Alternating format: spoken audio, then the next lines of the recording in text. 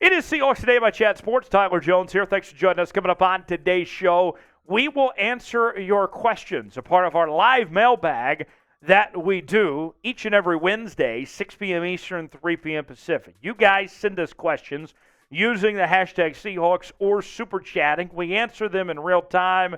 We have a lot of fun doing it. Let's start off with a $30 super chat from John Smith that says, F the Cowboys. I agree. F the Cowboys.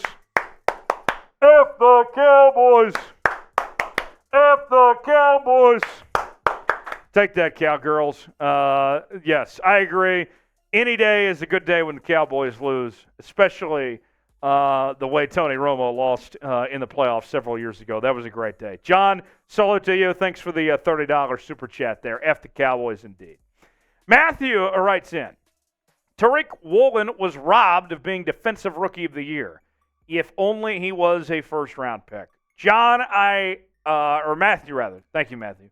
John, thanks for the super chat earlier. Matthew, I understand the frustration. Trust me, Tariq Woolen was fantastic. But let me tell you this, okay?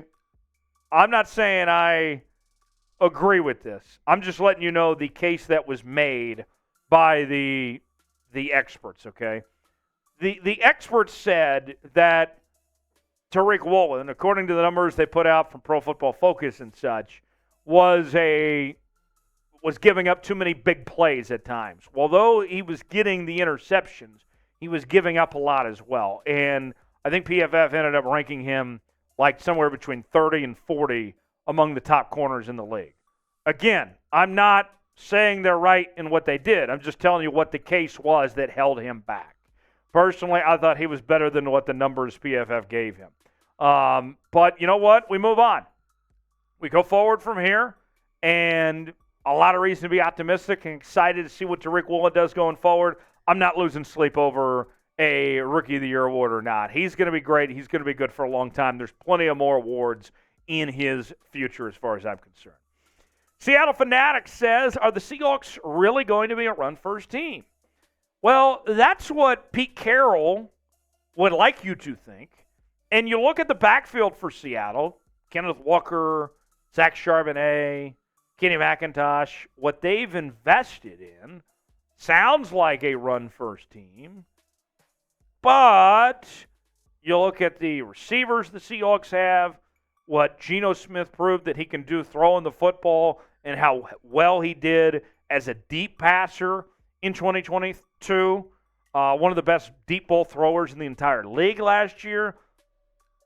I'll say this. The Seahawks might think they're a run-first team. But there's going to be times where you get in a shootout with some teams, and you're going to have to pass the football. And I think the offense at times can be more effective by being a pass-first team. I think it all depends on the matchups that you see. Look, it doesn't take a genius to point to that in today's NFL, you got to have a balanced approach. You have to run the football well, and you have to pass the football well. I know it sounds simple, but trust me, some of these teams, it's easier said than done, struggle with one or the other. And we've seen teams kind of get away from running the football when they shouldn't. So I know that's a long answer, but let me just say this. It's all situational. It all depends on the matchup. I think more times than not, they would be run-heavy as opposed to pass-heavy, but it all depends on the matchup. So with that, who will be the Seahawks offensive MVP this year? Is it Geno? Is it Kenneth Walker? Is it somebody else?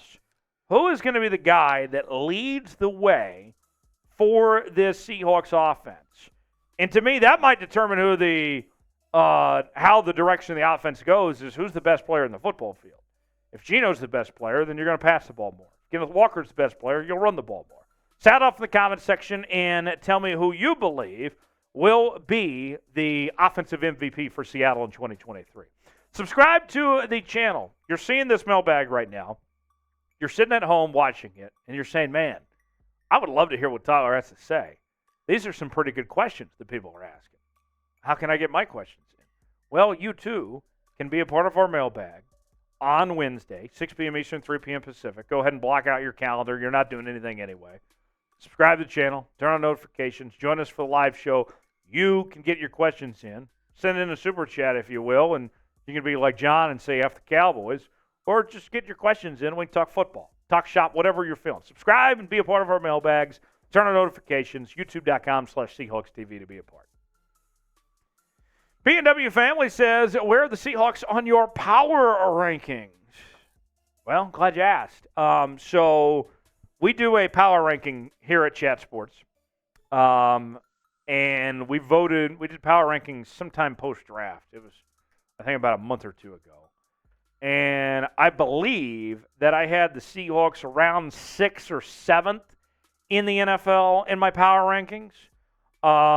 And I think that with a couple moves in particular, if you help the interior of the defensive line, you can move up even further. The AFC is a juggernaut. The NFC, not so much. I think the Seahawks can be in the class with the Niners and the Eagles, but there's still more work to be done. Right now, they are in that tier with the Cowboys, F the Cowboys, with the Giants, those type of teams. The Lions, but they can still jump up. There's still more work. They can improve, but they're in that next tier right now. I think they're about 6th or 7th best in the league. Charlie writes in, Bobby was really good with the Rams. Can he be the same player he was when he was here the first time? So it's fascinating, Charlie, you bring this up, because I think that's one thing that when the Seahawks moved on from Bobby Wagner, and remember when he said that he took offense to being let go and how he was treated. He took that personal and all the backlash. Bobby spoke publicly about, when he left to the Los Angeles Rams that he had something to prove and all of that, right? Well, then he went out and had a terrific year with the Los Angeles Rams, was still one of the best inside linebackers in the entire league. I think PFF rated him as the best inside linebacker in the NFL last year. And so he was really good. New system, new team, change of scenery, didn't slow down Bobby Wagner at all. Okay? And I think one of the things of why, besides just financially, of why the Seahawks moved on from Bobby Wagner was as they were going into this next phase, you wondered how many years did Bobby Wagner actually have left to play at a high level. He proved a lot of people, including within the Seahawks organization, wrong last year that he is still playing great, that he is still something left. I think there's no reason to believe that if he stays healthy, he won't be one of the best in the NFL, that he'll have another fantastic year. I think he can continue to be the same player he's been his entire career. Is Bobby Wagner the Seahawks' best defensive player in 2023? Or is it Tariq Woolen? Or is it somebody else on this Seahawks team? Weigh in the comment section. Tell me what you think one way or the other. Why for yes, in for no. Is Bobby the Seahawks' best defensive player in 2023? Chime in the comment section. Let me know one way or the other. Why for yes, in for no. The Seahawks shirt and hat combination is back on sale now for a limited time while supplies last. $23.99 is the price. This is a steal. I tell you what, folks. The shirt looks good, the hat looks good, and you can get them both. That's a fantastic deal. And wear them during the summertime, maybe when you go out to Lumen Field this football season, you're going to be looking great. Rocking out with your hawk out and just enjoying yourself and having a great time. What are you waiting for? Go ahead and get this shirt and hat combination now while supplies last. Only for a limited time. Not going to be around forever. Chatsports.com/12 combo is where you can get it. It's in the comments in the description of today's video. Check it out. You'll be glad you did. Chatsports.com/12 combo. All right. Time for about another question or two. This one from Ilona. Very loyal watcher to Seahawks Today. Glad that Ilona made it on the mailbag. Says, hopefully this season will be amazing. Better than last year overall. I'm excited. You should be excited. Ilona, there's a lot of reason to be optimistic about this Seahawks team.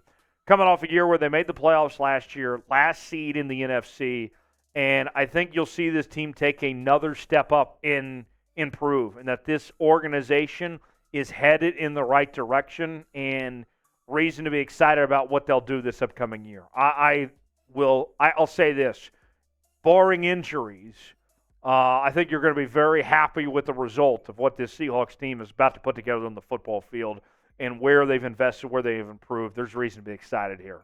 You'll like what you'll see. Last question from Tom wants to know, how likely is it we pick up a veteran nose tackle, the 53-man cut? We'll see. Very well. I think it could happen. Brian Monet's injury, I think, makes that more likely to happen. But we'll wait around. Also depends on kind of who's available at that point to be that nose tackle. It's still a waiting game. I think it's possible. And you need more depth. You need some other potential options. Could happen. We'll see. I think it's very possible. How likely? I put it at a greater than 50% chance that they go look and add somebody. I don't know who, but somebody? Yeah, greater than 50%. Thanks, Tom, for the question there. Hit me up on social media, Instagram, Twitter, Facebook as well. Zuck and Elon and the entire gang. I'm talking to those guys and talking to you, most importantly, the 12s of those platforms. I'll see you next time here on Seahawks.